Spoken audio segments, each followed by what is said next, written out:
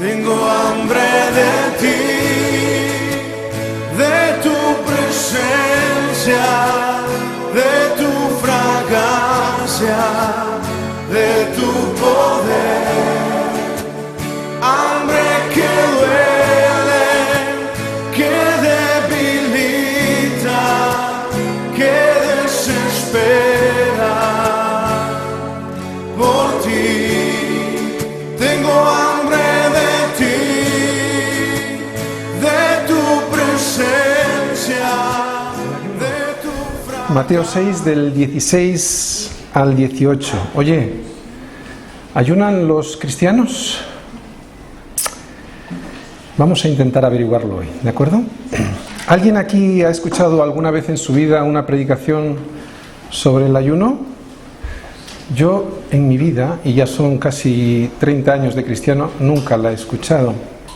Y os aseguro que si no predicase el Evangelio como lo hacemos aquí, en Semilla de Mostaza, de forma expositiva, versículo a versículo, tampoco lo hubiera hecho hoy. De hecho, me ha costado mucho llegar hasta aquí porque es un tema difícil, controvertido, y la verdad, lo he terminado predicando porque no tengo más remedio. Pero qué rico, ¿verdad? Qué rico que el Señor nos haya puesto esta visión de la predicación expositiva, porque así no nos escapamos nadie, ni vosotros de escuchar, ni yo de predicar, sobre todo el consejo que Dios tiene en la Escritura para nosotros.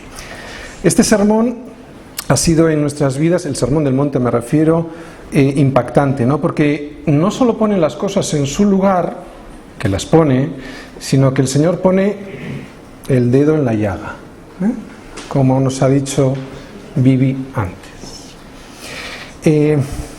Primero para caída, como nos ha dicho ella, estaba hundida, pero no te puedes quedar ahí. Luego, como decíamos hace 2 domingos, para levantamiento, y este es el carácter paradójico de la Escritura, ¿no? Si no hay conciencia de caída, no puede haber levantamiento por parte de Dios. Si no hay conciencia del dolor, no puede haber consuelo. Bienaventurados los que lloran, porque ellos serán consolados. No, solo ellos serán los consolados. Por eso hay tanto desconsuelo fuera de la iglesia e incluso también dentro de la iglesia, porque solo se puede ser consolado cuando se reconoce la miseria que uno tiene dentro, ¿no? Sin Cristo. Cuando a veces incluso somos cristianos, pero no dejamos que Cristo gobierne nuestra vida. Yo jamás podría consolar a un hijo mío si insiste en decirme que él está bien, aunque yo intuya que tiene el alma herida, ¿no? Si insiste en permanecer así, en esa situación de fortaleza, diciendo que está bien, yo no puedo hacer nada por consolarle. Aunque lo intente, yo no resultaré efectivo. El consuelo de alma solo viene cuando el ser humano reconoce que tiene eso, el alma herida. ¿Cuánta soberbia hay en los seres humanos, ¿no? Fingiendo en la calle seguridad, fingiendo que tienen seguridad en las cosas que hacen y que dicen, pero que en realidad están perdidos, angustiados y desamparados.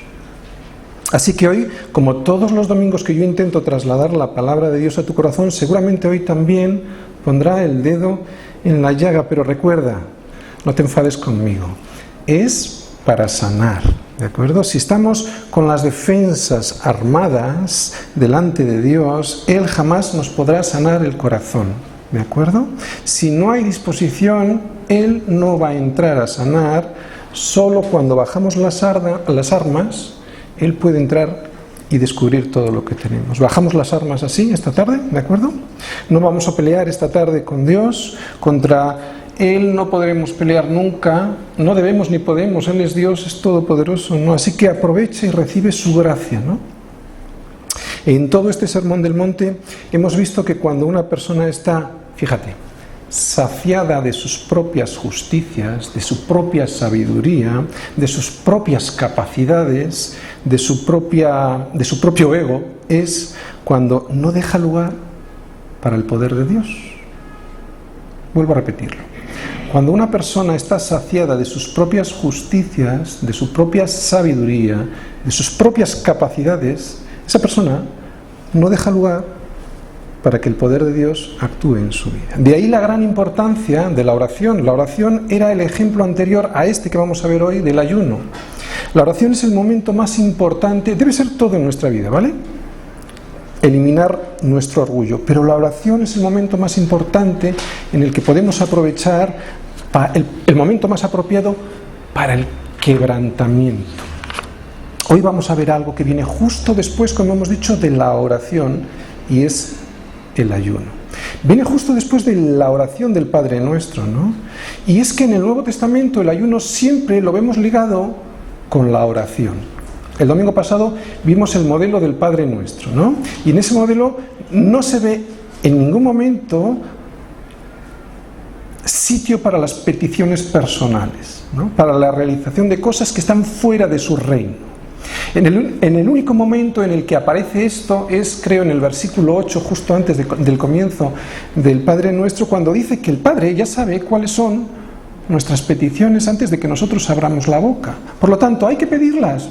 Pues sí, hay que pedirlas, porque dice, antes de que vosotros le pidáis, por lo tanto hay que pedirlas, pero de nada nos vale si antes no vamos con la actitud de quebrantamiento de nuestra alma al saber cómo somos. Y lo vimos muy bien en el modelo, lo voy a repetir un poquito para establecer, porque hay un nexo de unión muy importante entre la oración y el ayuno, ¿vale? Vamos a repetir lo que veíamos en este Padre Nuestro, ¿no? ¿Cómo nos veíamos en este Padre Nuestro? Pues en primer lugar, lo primero que veíamos era que nosotros somos un hijo de Dios, somos hijos de Dios, lejos de su hogar, ¿no? Que además adorábamos a nuestro soberano, que además pedíamos que venga su reino a nuestra vida, primero a nuestra vida. De nada nos vale que pedir que venga el reino a la vida de los demás si en tu vida no está funcionando el reino de Dios, ¿no? Que pedimos un reino y por lo tanto somos súbditos de ese reino, que pedíamos también servir a ese reino, por eso somos sirvientes, lo hemos puesto ahí, siervos de ese reino, ¿no? No para servirme del reino, sino para servir yo al reino, y teniendo como paga un pan diario. Y esto nos hablaba de dependencia, de que somos unos siervos que además somos mendigos. Necesitamos todos los días pedir ese pan.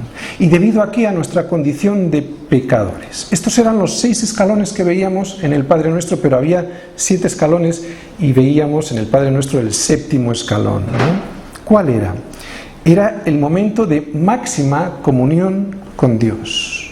Y era cuando me consideraba, sí, un pecador, pero con un peligro muy grande de convertirme todavía más en un aún peor pecador, ¿no? Este último escalón, cuando dice no me metas en tentación, mas líbrame del mal, ¿no? Este último escalón era el momento increíble en el que se unía el cielo con la tierra, porque ese momento reconocíamos nuestra condición de pecadores, que además teníamos grandes posibilidades de caer todavía más lejos, y le pedíamos eso, ser salvados de caer lejos de nuestro Padre. Así que el Padre Nuestro, que es nuestro modelo de oración, no es un modelo, si os habéis dado cuenta, de oración petitorio, para pedir cosas, ¿no? Para pedir para mí, sino para rogarle a Dios: quebranta mi corazón, sálvame de marcharme lejos de ti. Este debiera ser, pues, el 7º escalón, nuestro puerto de llegada en nuestra oración diaria, ¿no? Después de pedir, santifica tu nombre, pedir que se establezca su reino, primero en mi vida y luego en la de los que me rodean, y hacer su voluntad, ¿vale? Veíamos en este capítulo 6 de Mateo, capítulo 6, bueno, el Sermón del Monte son 3 capítulos, 5, 6 y 7, estamos ya en el inicio del 6, por lo tanto llevamos un poquito más, un tercio más o menos, un poquito más de un tercio de este Sermón del Monte, y en este capítulo 6 que iniciábamos veíamos que el Señor nos decía algo muy importante y lo intentaba explicar con 3 ejemplos, ¿no? Nos iba a enseñar cómo nos debíamos de relacionar los cristianos con nuestros semejantes, y el ejemplo era a través de la limosna. También nos enseñaba cómo nos teníamos que relacionar con Dios, y nos explicaba esto a través del ejemplo de la oración, especialmente con el Padre Nuestro. Y ahora nos va a explicar cómo debemos relacionarnos con nosotros mismos a través del ayuno. ¿Por qué? Porque yo tengo relaciones con las demás personas, ¿no? Tengo relación con Dios y tengo relación conmigo mismo. O dicho de otra forma, lo que el Señor me intenta enseñar es a ver lo que hago yo con otros y a otros, lo que hago con Dios y lo que hago conmigo mismo. Esta tercera sección que vamos a ver, la del ayuno, nos enseñará parte de mi comportamiento, de mi disciplina personal en mi vida espiritual, ¿de acuerdo? El ejemplo será el ayuno, pero lo vamos a intentar explicar con más cosas para entenderlo mejor. Así que empezamos con Mateo 6, versículo 16. Dice: cuando ayunéis, no seáis austeros como los hipócritas, porque ellos demudan sus rostros para mostrar a los hombres que ayunan. De cierto os digo que ya tienen su recompensa. El 17. Pero tú, cuando ayunes, unge tu cabeza y lava tu rostro. 18. Para no mostrar a los hombres que ayunas, sino a tu Padre que está en secreto, y tu Padre que ve en lo secreto te recompensará en público. Muy bien, es un tema complejo, ¿de acuerdo? Así que vamos a intentar verlo desde el principio. Vamos a ver los antecedentes del ayuno y nos vamos a ir al Antiguo Testamento brevemente para ver qué había allí.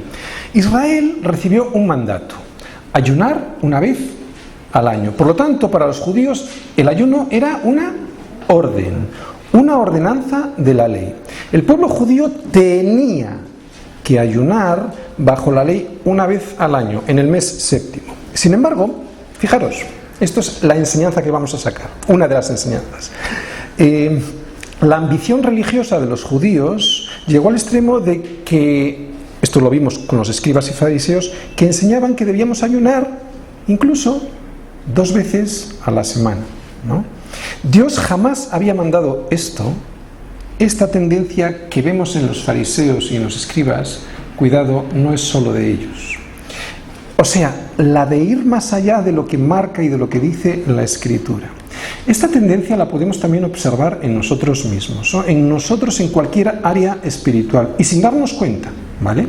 Por eso hay que estar atentos para no hacer de nuestra relación con Dios una religión, ¿de acuerdo? Un ritual que consista en ir más allá de lo que nos dice la Escritura. Esta actitud normalmente tiene una motivación: la de ir más allá de la Escritura. ¿Sabéis cuál es? No obedecer. Es muy sutil, lo vemos muy fácil en los escribas y fariseos, pero nos cuesta bastante más verla en nosotros mismos. Lo vuelvo a repetir, esta actitud religiosa, que es ir más allá de lo que dice la Escritura, o sea, el ritualismo y la religión, es muy sutil y tiene un motivo: no querer obedecer lo que dice Dios en la palabra, y lo vamos a ver muy bien hoy en el Antiguo Testamento. Sería una pena, pues, que nos viésemos en nuestras vidas y sin embargo que lo viésemos, por ejemplo, en los judíos, como lo vamos a ver ahora, y que no lo viésemos en nuestras vidas, ¿de acuerdo? Por lo tanto, vamos a ver en el Antiguo Testamento 2 ejemplos, uno en Levítico y luego otro en Joel. Empezamos en Levítico 16, del 29 al 34. Fijaros, Levítico 16, 29. Empieza diciendo: y esto tendréis por estatuto perpetuo. Les dice a los judíos: en el mes séptimo, a los 10 días del mes, afligiréis vuestras almas. Esta palabra aflicción tiene la misma raíz, en hebreo, tiene la misma raíz que ayuno. Y es que el ayuno para los judíos debía ser aflicción. Tenía una conexión muy íntima el ayuno con la reflexión, con la convicción de lo que habían hecho mal, ¿no? En definitiva, una relación muy íntima, la del ayuno, con la confesión de pecado.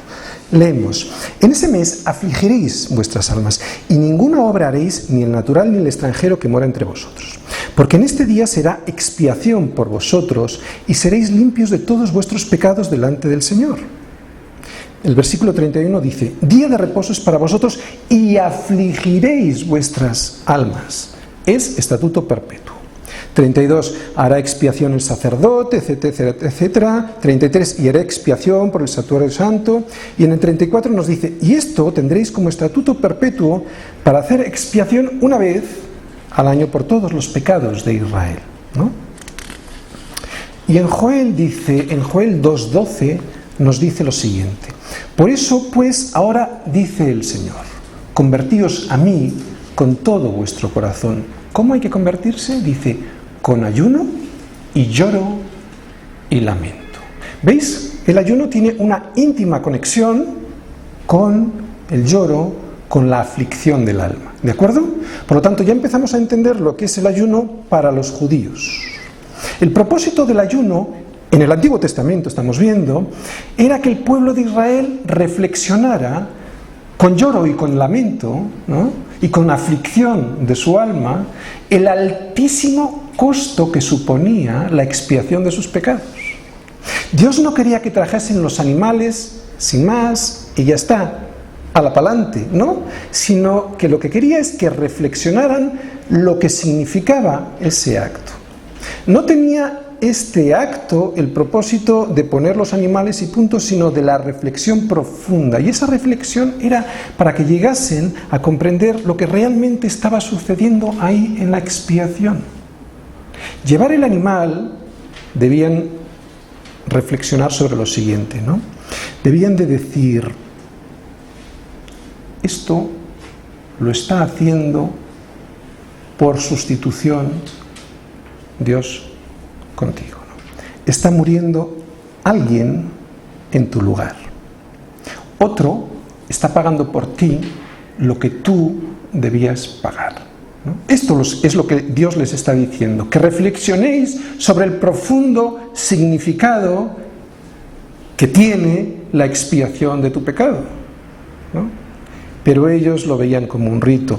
No es un rito, les dice Dios. Por eso tienes que hacer el ayuno con lloro y con lamento. Dios abomina los ritos, todo aquello que hace que te separes de la verdadera intención de Dios que viene en su palabra. Dios abomina siempre de esto, y lo acabamos de ver en Levítico y en Joel, ¿no? Pero también lo podemos ver en Números y en Deuteronomio con este aspecto del ayuno.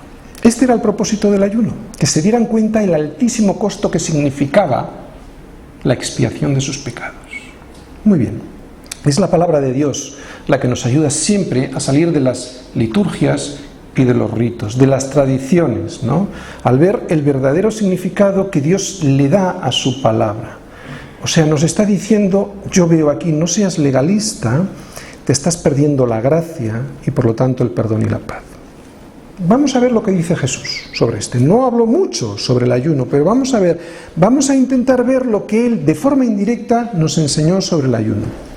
Y vamos a tomar como referencia Marcos 2 para averiguar la respuesta a esta pregunta que nos hacemos hoy. ¿Deben ayunar los cristianos? Marcos 2 del 18 al 22. 18. Y los discípulos de Juan, está hablando de Juan el Bautista, y los de los fariseos ayunaban. Y vinieron y le dijeron al Señor, ¿no?, ¿por qué los discípulos de Juan y los de los fariseos ayunan y tus discípulos no ayunan? Versículo 19. Jesús les dijo: ¿acaso pueden los que están de bodas ayunar mientras está con ellos el esposo? Entre tanto que tienen consigo al esposo, no pueden ayunar. Claro, les dice Jesús. La herencia del ayuno que vosotros recibisteis por la ley era para lamentación, era un lloro, es para reflexión por el pecado y para arrepentimiento, pero ahora ellos tienen al maestro, al esposo, y eso no es para llorar, es para alegrarse, les dice Jesús, ¿no? ¿Cómo puedes llorar cuando tienes la alegría? ¿Cómo puedes llorar cuando estás de bodas, no? ¿Cómo pues van a ayunar?, les dice el Señor. Versículo 20. Pero vendrán días. ¿Cuáles son estos días? Bueno, estos días se supone que son los días que van entre la muerte del Señor y Pentecostés. Vendrán días cuando el esposo les será quitado, y entonces en aquellos días ayunarán.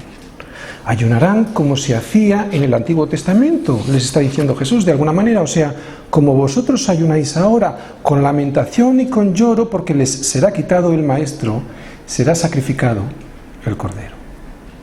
Ahora nos va a hablar en los siguientes versículos de un nuevo pacto, ¿de acuerdo? Y cómo ese nuevo pacto trae un nuevo ayuno, completamente diferente del anterior. Fijaros, versículo 21. Nadie pone remiendo, y aquí por eso decía lo de ejemplo de Esther, ¿eh? Nadie pone remiendo de paño nuevo en vestido viejo. De otra manera, el mismo remiendo nuevo tira de lo viejo y se hace peor la rotura. Cuando tú le pones un remiendo de tela nueva a una sábana vieja, lo que vas a provocar es que cuando la laves, la tela nueva, que está más dura, se encoja y tire de la vieja y la rompa, ¿no? Entonces terminas rasgando todo el vestido. Versículo 22, nos pone lo mismo, el mismo principio con otro ejemplo. Y nadie echa vino nuevo en odres viejos. De otra manera, el vino nuevo rompe los odres y el vino se derrama y los odres se pierden, pero el vino nuevo en odres nuevos se ha de echar. Con los odres pasa igual, ¿eh? Nadie pone vino nuevo en un odre viejo, ya que el vino nuevo hace que la piel del odre viejo se termine resquebrajando y rompiendo, y entonces pierdes el odre y el vino. No sé si os habéis dado cuenta, pero son dos ejemplos, ¿no? Curioso, fijaros en qué ejemplos. Vestido nuevo, la justicia de Cristo. Vino nuevo, ¿qué significa vino nuevo? Es el Espíritu Santo derramado sobre odres nuevos, sobre nuevas criaturas, ¿no? Estos odres viejos no podrían resistir el vino nuevo, que significa el Espíritu Santo derramado en tu vida, que habría de venir, ¿no? Con estos dos ejemplos el Señor nos está hablando de un pacto nuevo que hace Dios con nosotros, ¿no? Y Jesús está hablando de un nuevo vestido fuerte, que no necesita remiendos, que es el vestido de justicia de Cristo, y de un vino nuevo, que es el Espíritu Santo, que habría de echarse sobre nuestras vidas, sobre odres nuevos, ¿no? Esto es un tiempo de gozo. Jesús es la línea divisoria entre el ayuno antiguo y un nuevo ayuno. El ayuno dejó de ser una lamentación y pasó a ser de gozo. El ayuno por la lamentación, por la expiación, ya no puede existir, porque nosotros no sacrificamos animalitos. Nosotros sabemos que Él es el Cordero y que con su sola ofrenda hizo justos a todos los que se acercan a Él para salvación, ¿no? Como nos dice Hebreos, dice, pero Cristo, habiéndose ofrecido una vez para siempre un solo sacrificio, ¿no?, por los pecados, se ha sentado a la diestra de Dios. Con una sola ofrenda nos hizo completamente justos, el vestido nuevo de justicia, para todos aquellos que nos acercamos a Él con confianza para ser salvados, para que sea nuestro Salvador, ¿no? El ayuno para la Iglesia, por lo tanto, tiene otra connotación de gozo, de alegría, de buscar la justicia de Dios. Nuestra desgracia anterior, nuestra situación anterior consistía en que no sabíamos ni a dónde íbamos en nuestra vida, ni de dónde habíamos venido. Pero ahora mis discípulos, les dice el Señor, no ayunan porque están de bodas. Ya no hay un ayuno instituido por ley. El ayuno es un complemento, no me gusta mucho esta palabra, pero para explicarlo bien, el ayuno es un complemento de la oración. Por eso viene justito después de la oración, ¿no? De aquel que busca, como vimos en el Padre Nuestro, santificar su nombre, hacer su reino, que venga a su vida, y hacer su voluntad. Por lo tanto, una persona que no busca esto, santificar su nombre, que su reino venga a su vida y hacer su voluntad, no le vale de nada. El ayuno de hoy es un tiempo de comunión reflexiva con Dios, donde quitas toda distracción del cuerpo, empezando sí por el alimento, pero ayuno también de televisión, de internet, de fútbol, ¿no? Todas estas cosas que, siendo legítimas en sí mismas, puede que nos despisten nuestra atención de Él. Así que cuando consideres que hay un momento en tu vida que debes de tener una dirección especial, ¿no?, y que necesites que Él dirija de verdad, poderosamente, tu vida, entonces podrás ayunar.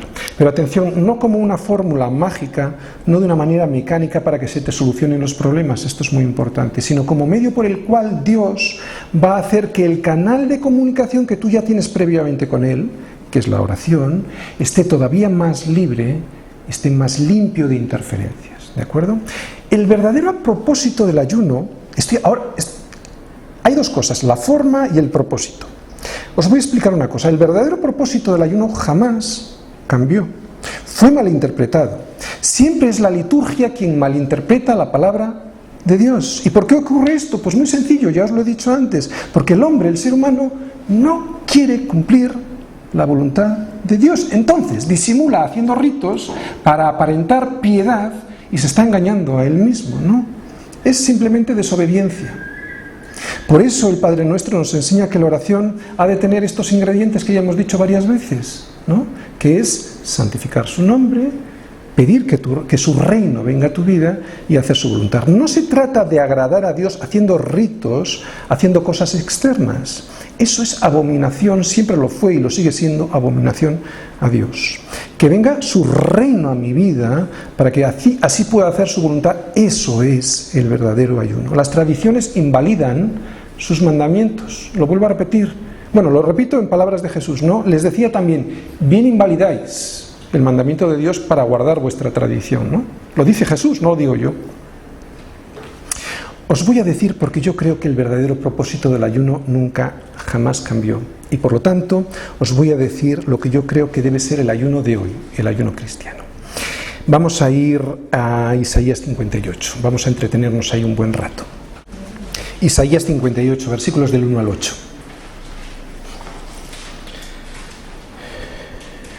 Estos versículos del 1 al 8 son un mensaje de Dios a su pueblo, a través de Isaías, lo vamos a leer. Le dice Dios a Isaías, clama a voz en cuello, o sea, grita, diles a este pueblo lo siguiente que te voy a decir, No te detengas, alza tu voz como trompeta y anuncia a mi pueblo su rebelión y a la casa de Jacob su pecado.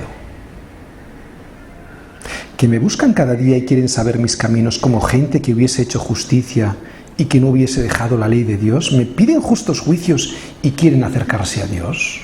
¿Por qué dicen ayunamos y no hiciste caso? Esto es lo que dice Dios de los judíos, ¿de acuerdo? Dice, o sea, que me están diciendo que estamos ayunando y no nos haces caso, Dios. Humillamos nuestras almas y no te diste por enterado. ¿Qué me estás diciendo? Le dice Dios a los judíos, ¿no? He aquí, que en el día de vuestro ayuno buscáis vuestro propio gusto y oprimís a todos vuestros trabajadores. ¡Wow! O sea, les está diciendo que cuando hacen estos rituales están buscando su propio gusto, no la voluntad de Dios. Gente que hacía del ayuno un rito, o sea, algo externo solamente, porque luego no había frutos de justicia en su vida. La paz de Dios es primero que justa. Este sermón del monte es la definición del reino de los cielos, lo estamos viendo, pone cada cosa en su lugar. Este reino de los cielos, ¿cómo es? Justo.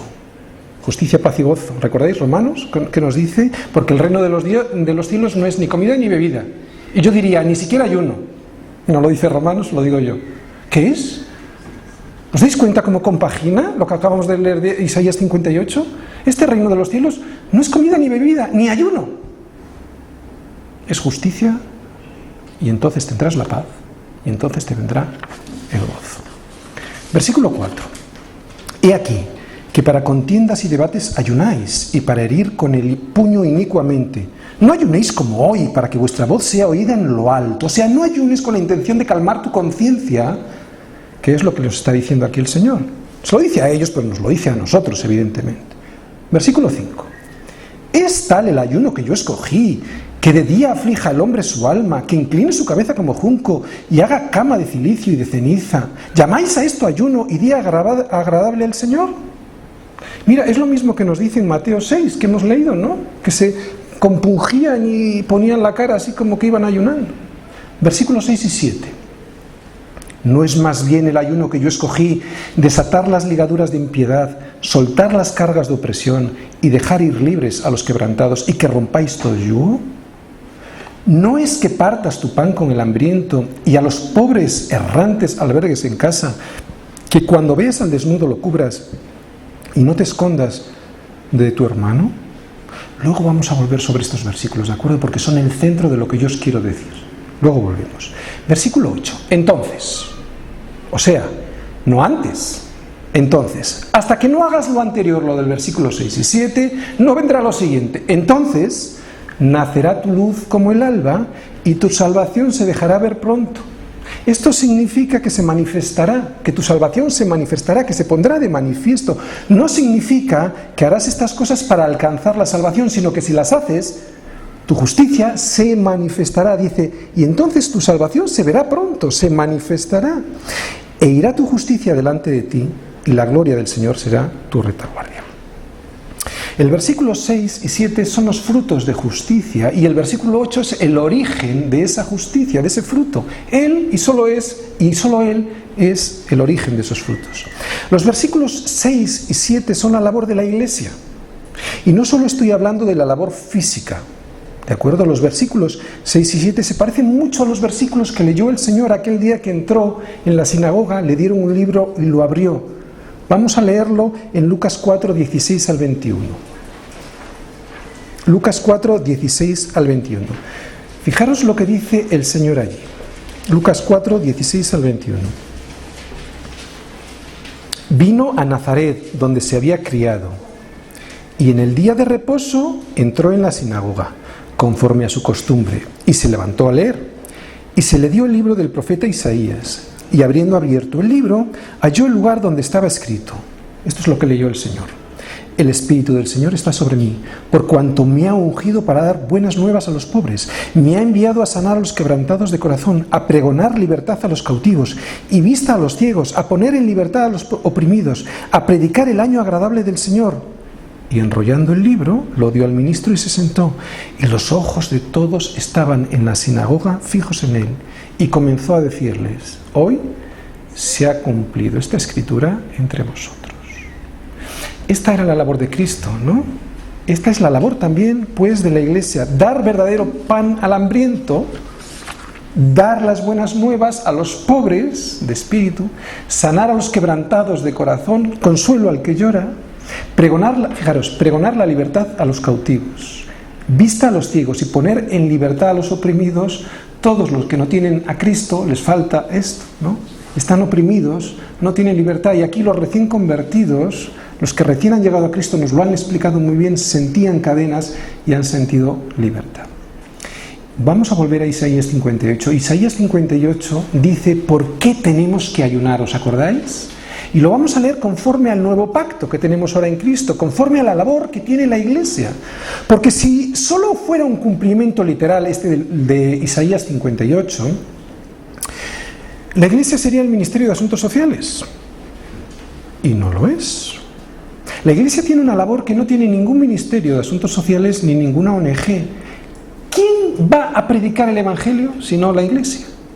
Por lo tanto, lo vamos a leer leyendo primero en nosotros lo que necesitamos nosotros liberarnos, y también como ministerio, como servicio de la Iglesia hacia los demás. Versículo 58, 6. ¿No es más bien el ayuno que yo escogí? Ahora nos va a decir cuál es el ayuno que Dios escogió.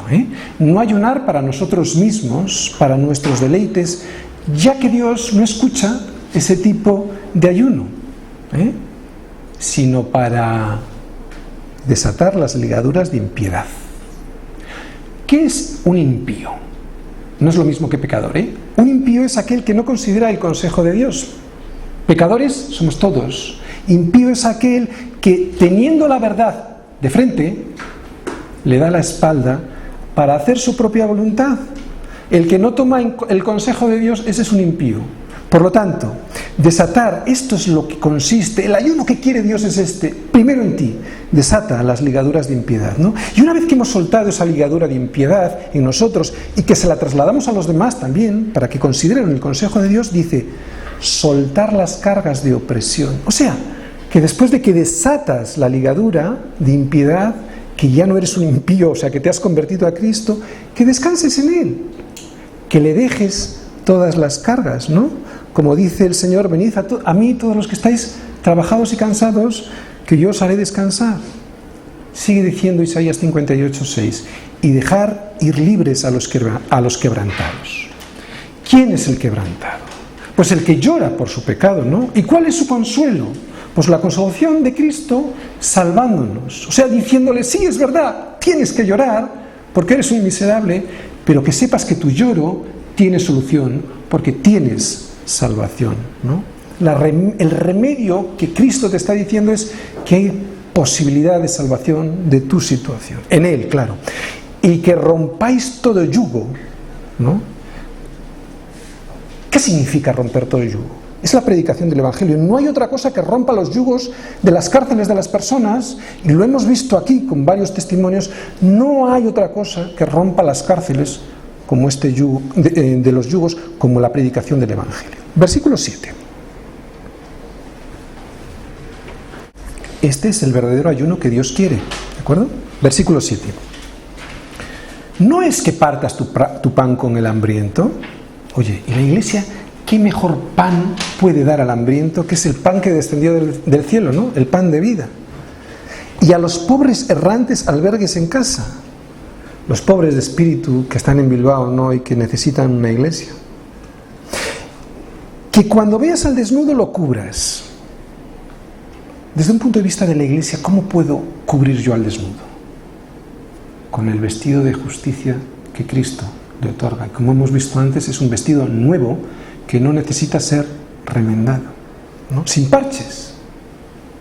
Le enseñarás que la justicia es Cristo y que el mejor vestido con el que se puede cubrir su vergüenza es Él. Y dice, y no te escondas de tu hermano, o sea, mostrándole misericordia, ¿no? ¿Veis el verdadero ayuno que Dios quiere? En el Nuevo Testamento vemos el ayuno siempre en conexión, en íntima conexión con la oración. No hay en el Nuevo Testamento ayuno sin oración, ¿de acuerdo? El ayuno no tiene ningún poder especial para traer algo más a tu vida. Es la oración, y si me apuras ni siquiera eso, porque no es una cuestión de hacerlo mecánicamente. La oración es un fruto de justicia. Mira, te voy a poner un ejemplo. La oración en sí no vale para nada. Si la hace alguien que no tiene a Cristo y por lo tanto no puede dar frutos de justicia, es simplemente un rezo. La oración es un fruto de justicia, igual que todo en nuestra vida cuando ha llegado Cristo, ¿no? Y exactamente le pasa lo mismo al ayuno. No se puede hacer mecánicamente, no vale para nada. El ayuno, al igual que la oración, es un fruto de justicia, ¿no? No es una fórmula mágica por la cual vamos a conseguir traer algo más a nuestra vida que previamente Dios nos quiera dar. La oración es el canal por el cual baja o desciende a nuestra vida la bendición que Dios quiere darnos, ¿no? Cuando nos hemos conectado con el Creador. Y el ayuno lo que hace es dejar más limpio ese canal de la oración, ¿no? Librarlo de interferencias en las que pueda haber. El ayuno es, pues, como hemos dicho, también un fruto de justicia, por lo tanto, no nos valdrá de nada ayunar mecánicamente como una actitud religiosa, ritual, litúrgica, mecánica. Formas de hacer el ayuno. Equivocada, por rutina, lo acabamos de decir, ¿no? Por ejemplo, los primeros días de cada semestre del año, ¿no? Como hacían los escribas y fariseos, que decían 2 veces a la semana. Hemos dicho que el ayuno, pues, no debe ser algo mecánico, algo ritual, que si lo hacemos así, no estaremos siguiendo una vida cristiana, estaremos siguiendo una vida religiosa. Hacer así el ayuno de forma mecánica no es hacer ayuno, es simplemente no comer, ¿eh? Y eso lo hace mucha gente, para adelgazar, y de hecho todas las religiones lo hacen, ¿eh? Por lo tanto, nuestro ayuno es muy diferente, ¿eh? El ayuno no ha de ser un fin en sí mismo. Otro error muy común al hacer el ayuno es que esperamos resultados directos de ese ayuno, ¿no? Directamente relacionados con el ayuno. O sea, como una maquinita en la que metes dinero y sale el resultado que has pedido, ¿no? Pues no le fuerces a Dios en tu petición, no funciona así.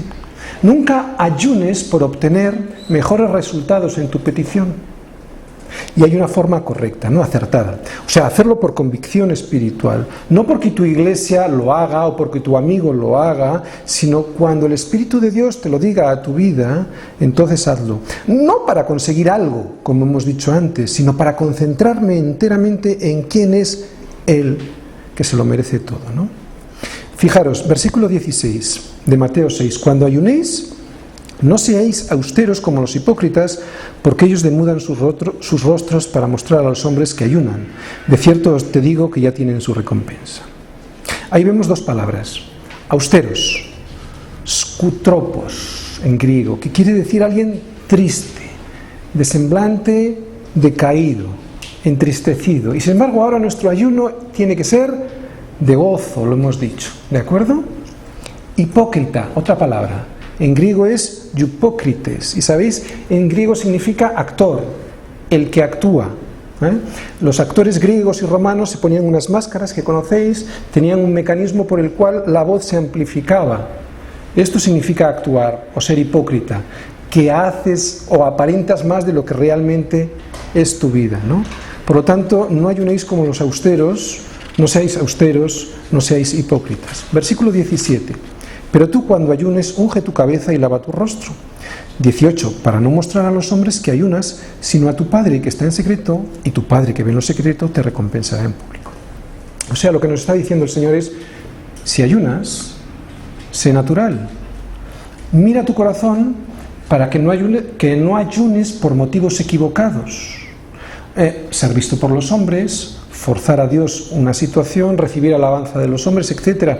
Porque entonces, ¿sabes qué? Ya tienes tu recompensa. Entonces, y para resumir, ¿debemos ayunar los cristianos o no? ¿Es cristiano ayunar? Pues mira, el vino nuevo demanda un ayuno nuevo. ¿Y cómo debe de ser este ayuno nuevo? Para empezar, ya lo hemos dicho, es un ayuno de gozo. Al saber que la obra de Cristo ya está terminada y que Él ha vencido, es un ayuno de gozo. Cristo la completó. Pero al mismo tiempo necesito en mi vida toda la llenura de Cristo. Por lo tanto, lo que tengo es hambre, y este es mi ayuno, hambre, más hambre de Él. Ayuno habla de quitar algo, ¿vale? Pero no solo de comer. Habla de ayuno de televisión, como hemos dicho, de internet, de fútbol, de música, de aquello que nos despiste en un momento determinado.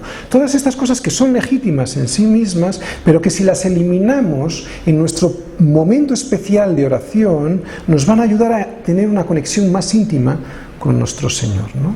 Pero no es una cuestión de exigir resultados, sino para tener una conexión más íntima. Un ejemplo, levantarse más temprano para orar es una forma de ayunar.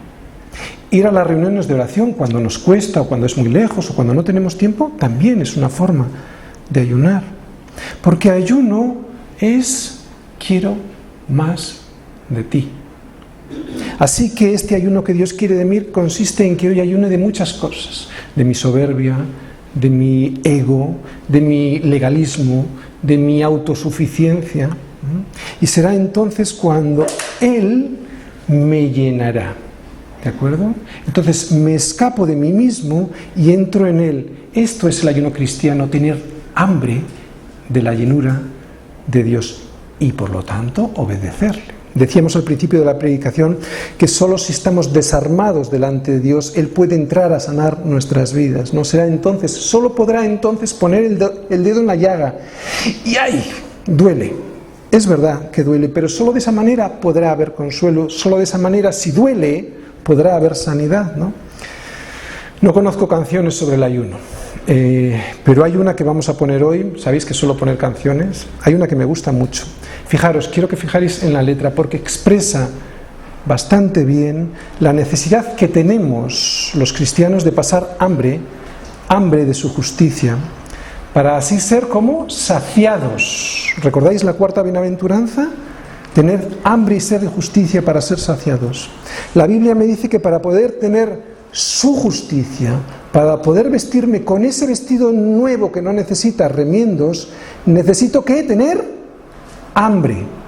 Y solo teniendo hambre de Él, podré ser satisfecho.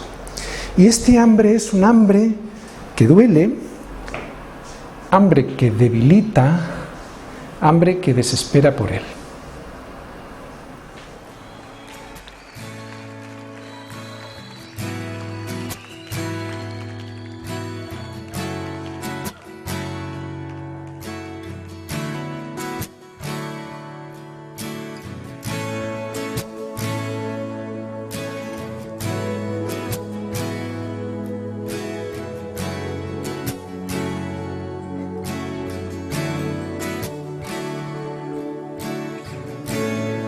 Por un momento en tu presencia,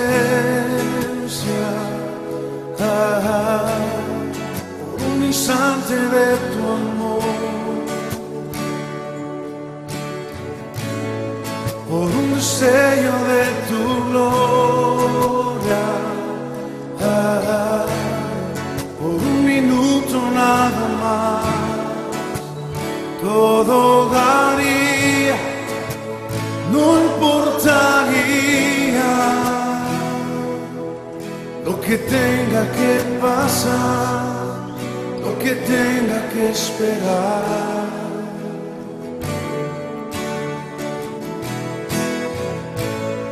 Por un momento en tu presencia,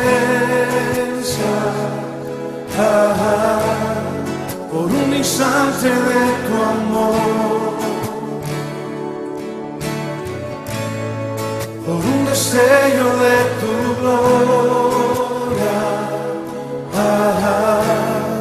por un minuto nada más, todo daría, no importaría lo que tenga que pasar, lo que tenga que esperar. Tengo hambre de ti, de tu presencia, de tu fragancia, de tu poder. Hambre que duele, que debilita, que desespera por ti. Tengo hambre de ti,